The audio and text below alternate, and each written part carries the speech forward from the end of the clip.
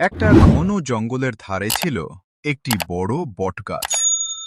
সেই গাছেই থাকত দুই পাখি, একটার নাম মিঠু আর একটার নাম টিটু। মিঠু ছিল খুব ভদ্র, নম্র আর মিষ্টভাষী, আর টিটু ছিল রাগী, চিৎকার করা আর সবার সাথে খারাপ কথা বলতো।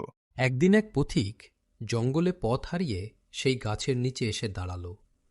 প্রথমে সে ডাক দিল, হে পাখি, একটু জল পেতে পারি?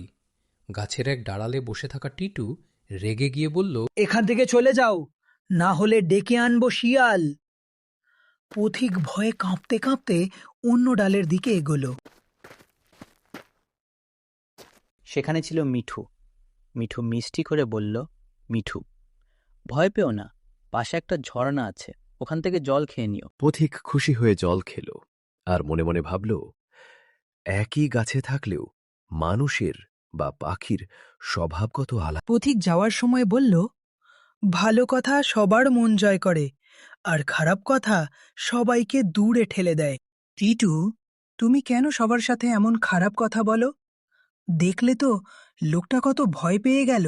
আমি যেমন তেমনই থাকব, কাউকে ভালো লাগাতে আমার দরকার নেই। কিছুদিন পর সেই জঙ্গলে এলো এক কাঠুরে। সে গাছ কাটার আগে ডাক দিল, এই গাছে কি কেউ থাকে? টিটু সঙ্গে সঙ্গে চেঁচিয়ে উঠল, চলে যাও, না হলে তোমার সর্বনাশ হবে।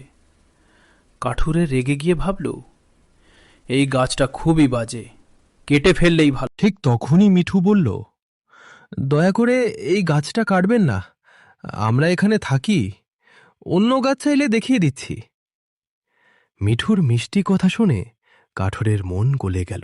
ঠিক আছে, এই গাছ আমি কাটব না। কাঠুরে চলে গেল।